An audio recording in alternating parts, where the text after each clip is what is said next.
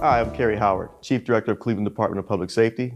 With me today is Detective Felton Collier from the Cleveland Police Department and Paramedic Jennifer Wagner from the Cleveland Division of EMS. And we're here to talk about careers in public safety. Why don't you start off by introducing yourselves? So I am Detective Felton Collier. I've been with the Division of Police now for just over 14 years. I'm a full-time recruiter, which I've been doing for the past 5 years. And then prior to that, I worked out in the 5th District, which is on the far east side of Cleveland, 152nd and St. Clair area, where I worked in patrol, did field training officer, and then a couple other things, bicycle training, community service unit, things like that. Outside of this, I do coaching for track and field. I coach an AAU summer team out in Shaker Heights, and then I also coach Maple Heights High School track, and I've been doing that for about the past 8 years now. Okay, so is this one of those things like if you can't do it, you coach? No, actually, I am a track athlete as well. I ran track in high school and in college. I ran for Maple Heights High School. That's why I'm coaching at Maple Heights. I actually still hold the record there for the 110-meter high hurdles. It's been holding on for 23 years. So I'm actually one of the, elite athletes in the area. Okay, all right, runner and a track star, okay. Jennifer? Hi, yeah, I'm Jennifer Wagar, and I am a paramedic for the city of Cleveland. I've been working here since 2011. I've been a paramedic since 2001. Out in the streets, was on the east side for a while. Now I'm stationed on the west side, but we go wherever we're needed. I do field training, also part of the peer support for our fellow employees. Just doing my paramedic thing, really enjoy the city. And before this, I did a little, I worked at a little fire department, and I worked at an ER, and I was a restaurant manager. Okay. So I think just enjoy people.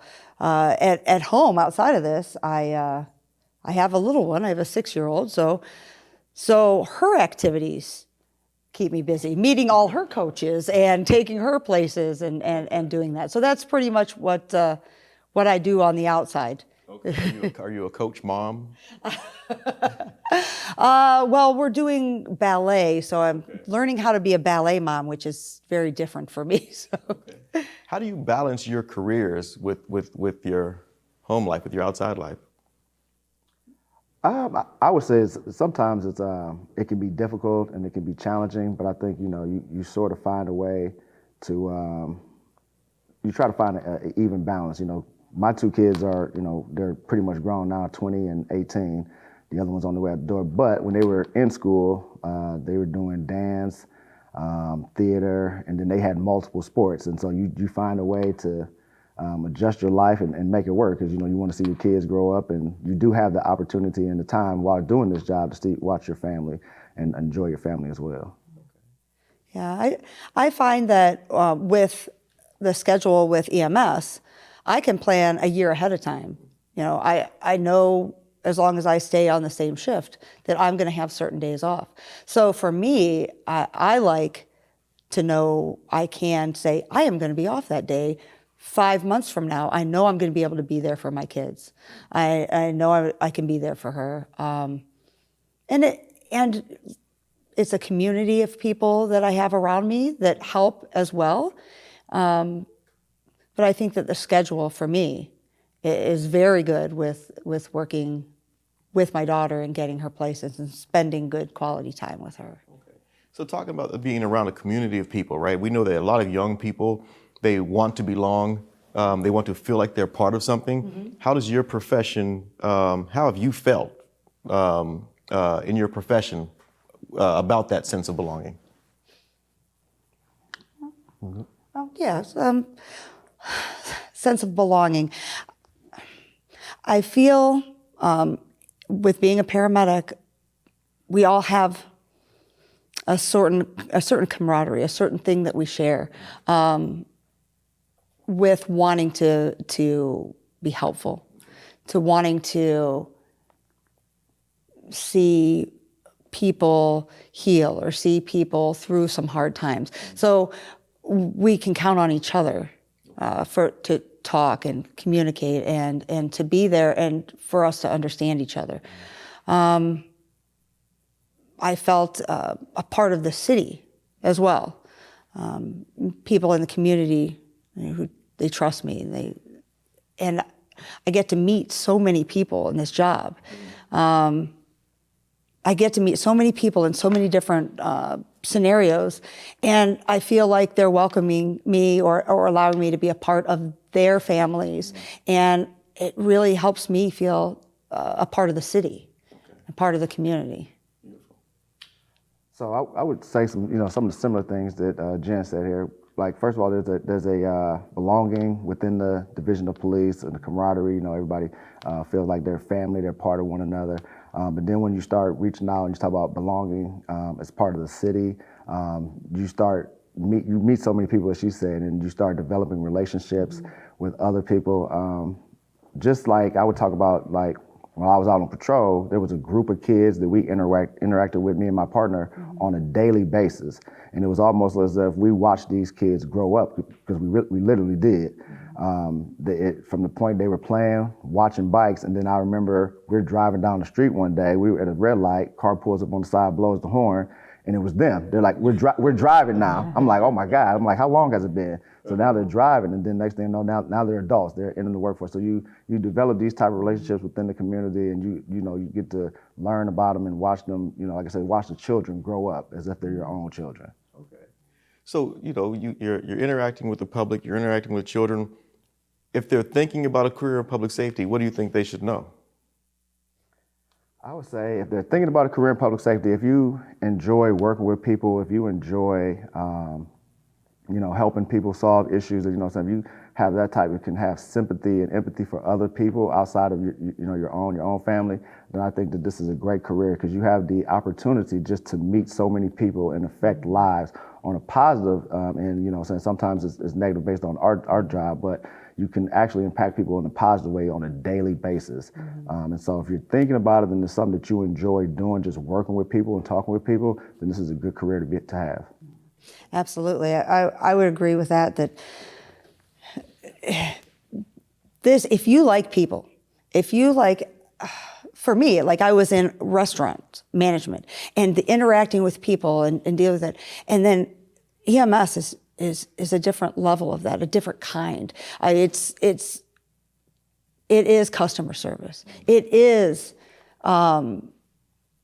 interacting with if you enjoy that, and you want to make a difference. I feel like even if somebody just needs, like, they might be lonely, they just need someone to hold their hand, or if you want to make that any little bit of difference that you can make, it could be huge, it could be little, but you can make that difference in this job. And I feel a sense of fulfillment from that, from just knowing that I could comfort someone in a time when they felt pretty bad. And in other ways, other jobs that I didn't feel like I could do that. Okay. So managing restaurants, I used to manage restaurants, right? How did managing restaurants, what skills did you bring over with you? Oh, goodness. Well, part of that is the interacting with people and dealing with different personalities and all the differences that are out there and all the sameness. And so, like, in managing restaurants, I found that all the differences in people were so much alike. And so I got to bring that with me on I learned so much about younger people coming into the workforce when I managed restaurants, about teaching, guiding people, and I use that with being an FTO, a field training officer, and taking somebody and showing them how to do things. I learned that in the restaurant business as well. Okay. So I have this philosophy about meet people where they are, right? How does your day-to-day duty allow you to meet people where they are and render assistance to them, or just to interact with them? Well, I think that we have to meet them where we are when we go. When we go there, they are in a situation that obviously they feel out of control. something that they cannot handle. And it really isn't about me. It's about where they are, what's happening with them, and helping guide them through that right then and there, about the present. And no matter what else is going on around in the situation, how do we help this person with this situation and find them the best help? And everyone is different. Like you said, meeting them where they are, it's not like a cookie cutter. You can't just say, well, this works for this one, so it's going to work for this. Yeah, it's about, I think it's about being a little unselfish and thinking of somebody else instead of what you would think they should do. Okay. It's about finding out where they are. Gotcha. Dr. Collier? So I would say, pretty much some of the same things. So 9 times out of 10, when people call for the police, is for them, it's the worst situation going on in their life at that particular moment in time.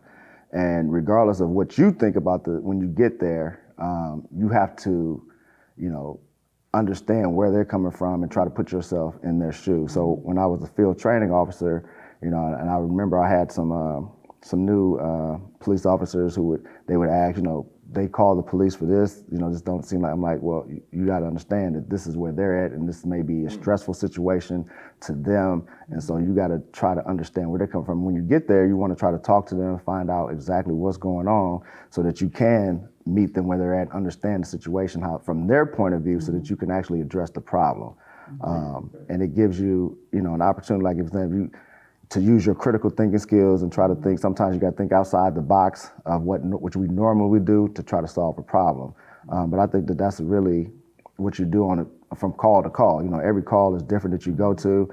People are dealing with different things. You can get into different situations just depending on what's going on in people's lives. Okay.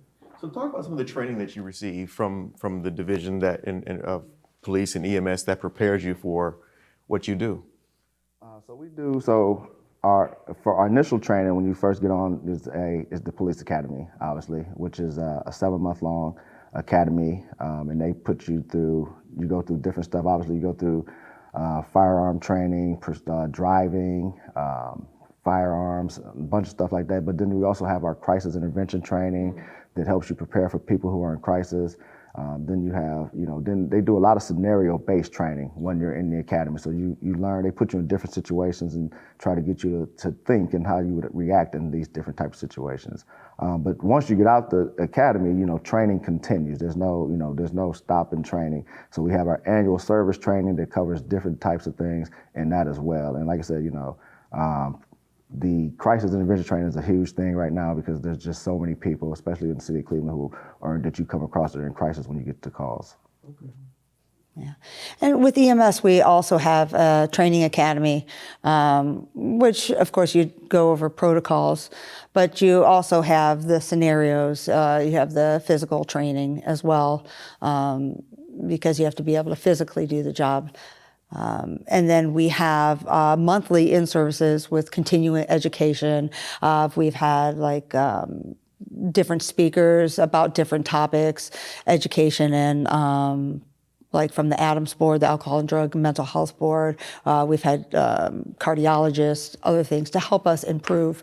And with medicine, it's always, it's changing and evolving. And so we do monthly in-services to keep us educated and about new trends or new things that may be happening with people, so we can learn about that.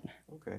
You mentioned that you have to be physically able to do the job, right, Felton? I think that you guys have started to do conditioning camps around the city as part of recruitment. Can you talk to us about that? Sure. So one of the things that we found that since doing recruitment is that a lot of people have an assumption that they can just get up and come take the physical and pass the physical agility test. For us, our physical agility test consists of a 1.5 mile run, push-ups, and sit-ups. And so when we would go to when they would administer the physical agility test, we were finding a lot of people were failing. And so we started to do conditioning camps to try to help them out. Currently, right now, we're doing them on Saturdays at different rec centers around the city of Cleveland. So we move in from the east side, west side, north, south, different things, and we have people come out and we work out with them. And then we give them We give them, I'll give them tips and things like that on things they can do during the course of the week to also help improve their physical fitness level. And we do that for not just police, but for all the divisions, because it just said like everybody requires a certain level of physical fitness, whether it's police, fire, or EMS. So the campus is actually open for all the divisions, but it's also open to the public in general as well. So if you just want to come and just work out, you can come and work out with the public safety forces. Okay. And I heard that you guys just recently had a fitness test and that everyone who came to your conditioning camps passed. Is that accurate? Almost accurately. I would say 90% of the people who came to our physical fitness camps, they all passed the physical agility test when they went to go take it. Somebody couldn't stop them snacks. That's probably maybe. Yeah, there was one person who didn't make it. Okay. Okay. Well, hopefully they'll come back, right? Yes, they're out, and they're actually still coming to the conditioning camps on Saturday, so they're still trying, and they're hoping to pass the next time. All right. Determination. Yes, yeah. What's a typical day like for you? For patrol, I'll go back to patrol. So for patrol, a typical day, you go in, you get to roll call, you get assigned basically what your assignment is for that day, your section, or where you're going to be working at. Then you and your partner, we go out to our car, do our checks and everything like that, make sure that our vehicle is up and running properly. Then you get on the road and you start patrolling your area, and you'll get, depending on the day, you get a various numbers of radio assignments. And, for us, you answering the calls. If in between calls, if there's no calls that are coming across radio, then we're checking on businesses in our area. We're checking on, making sure that if there's children that like I said, we had a group of kids that we were always interacting with, so we'd ride around, we talk to them. And we just, patrol being seen, being visible in the neighborhood, making sure that people know that we're out there. If they need us, they can, let us know. We knew a lot of people by name, so they would, wave to us. We'd stop, interact with them. So that was really a typical day for us in patrol, what I'm saying? So some days, days are busier than others. You might have days where you only have a few calls. You might have days where you have a bunch of calls, but it just depends on the day. Okay. Yeah, for us, we'll get in, usually get report from our night shift if they're in house. If they're still out on a call, when they get back, we'll get report, see if there's any supplies.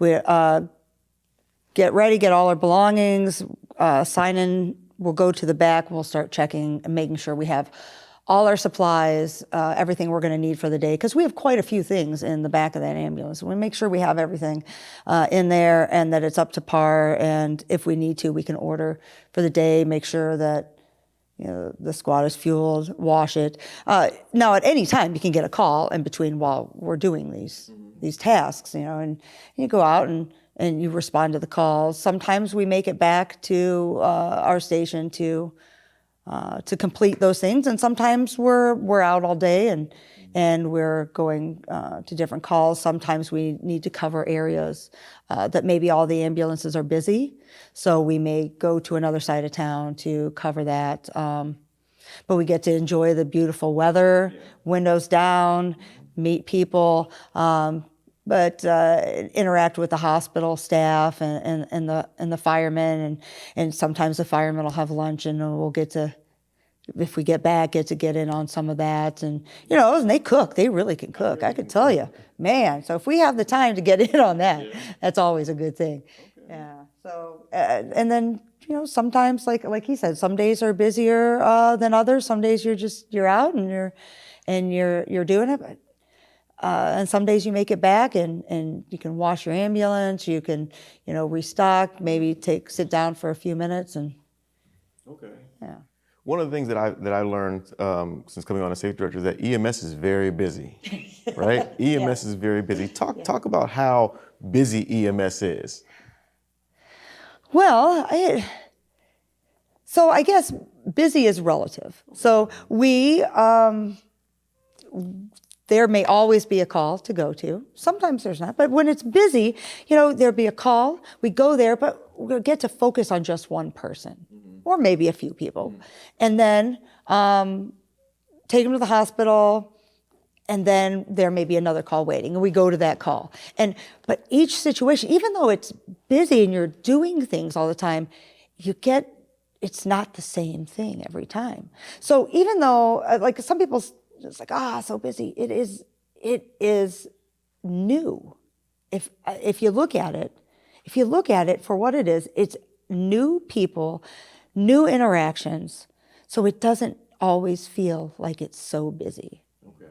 You know, because it's a new challenge, a new problem to solve, a new thing to do, a new person. You know, sometimes you see the same people again. You can see how they're doing, how they're progressing, or if something's changed, you know. But yeah, and I like busy. I like busy. Okay. How important is community engagement to you? Like what is it? Let me back up. How important is it to you in your field, and what does it look like? So I think community engagement is very important all the way around for everybody. And I think what it looks like is just, for us, is you being out there and talking to, like I said, we talked to all the business owners. There was a couple elderly people we checked on here and there. There was, children that we checked on here and there. And by you building those type of relationships, getting to know all these different people in the areas that you work in, it helps you out, for as far as police concerned, if something happens. If something happens in that area and you need to get some information, you can go and you could probably talk to someone who will tell you. They might not tell somebody else, but they'll tell you what happened. Okay. And so we were able to do that a few times when I was out on patrol, whether it was the children, children see a lot of things. People don't always realize it, but they see a lot because they're out and about moving around. The business owners, sometimes we go in and talk to the business owners and they would be like, hey, this is what I seen, this was going on over here, and things like that. But you get that type of information by building relationships, going in, talking to them, ask them how their day going, what's going on, and they get to know you and they feel comfortable talking to you and having these type of conversations with you. So, community engagement is really important, especially from a police perspective. Okay. Yeah.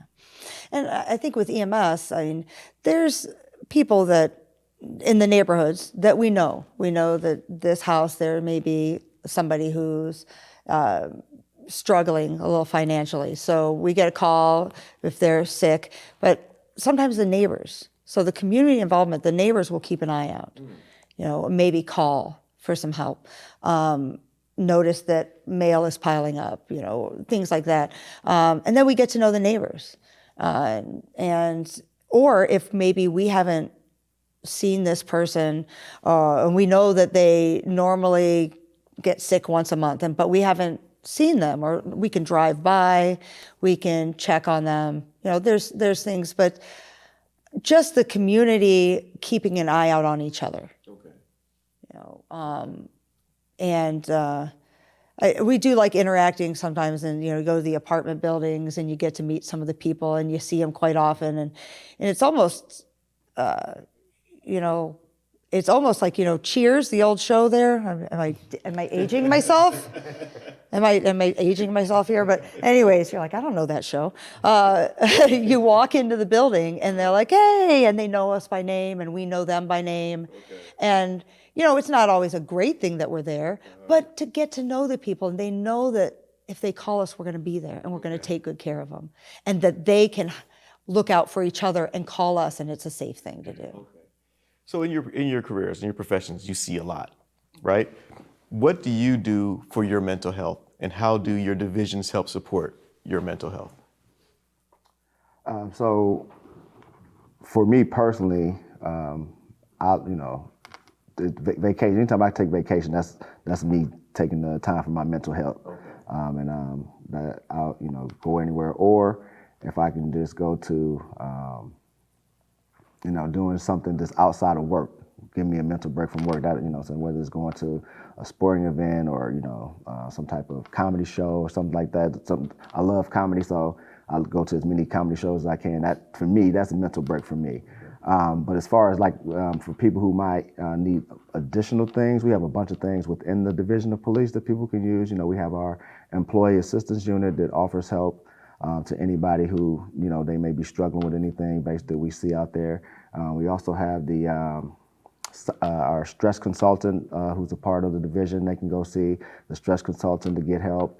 There's also a peer support group with a phone number they can call. You can talk to somebody within the same profession. They can provide assistance to you through that way. We also have the Ease at Work program, and then we have also the mindfulness, which they do. They do like meditating, and they do things like that. There's really a bunch of different ways that if people are struggling with anything, based on what they see on the job, they can get help for it. And there's a bunch of assistance out there so that they don't have to feel like they're alone.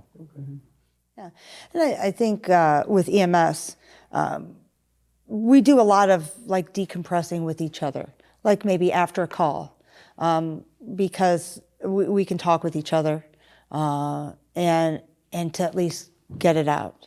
And so that's one thing that we have. We have that time afterwards. They'll give us some time afterwards if we need it. We do have the EAP. There's Ease at Work. There's there's many avenues that we can take with that.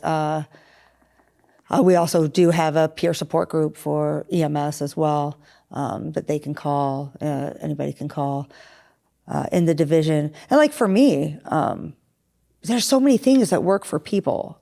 It's so important to have that outlet, that thing that is important. Exercise is a good thing. Some people enjoy music, they really can get their feelings out, and music speaks to them. Have a faith in a higher power of some sort that really can really help get people through, and can get through even the hardest of times. So there's so many avenues out there, but I enjoy being outside, going outside, being a kid again with my kid, those type of things. But it's very important to take care of mental health. What traits do you think? What traits are you looking for in a colleague? What makes a person a good police officer? What makes a person a good medical professional, EMT or paramedic? So I would say makes somebody a good police officer. I think they got to be able to display empathy toward others. They got to be able to communicate well with others because we do a lot of talking, and if you don't have the ability to talk to people and treat them as a person as well, then that entire situation can go bad real quick. I think that they need to have integrity. They need to be honest. And then, there's probably another 10 traits I can list for police officers. Because there's so many different things that makes a good police officer. Okay, that's great. And so, the empathy, the ability to step outside of yourself. I think that's important.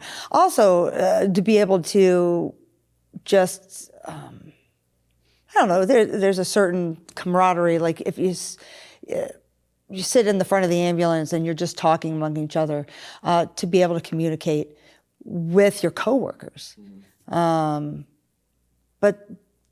I guess it would be the passion for helping others. I would like to see that, and the communication, like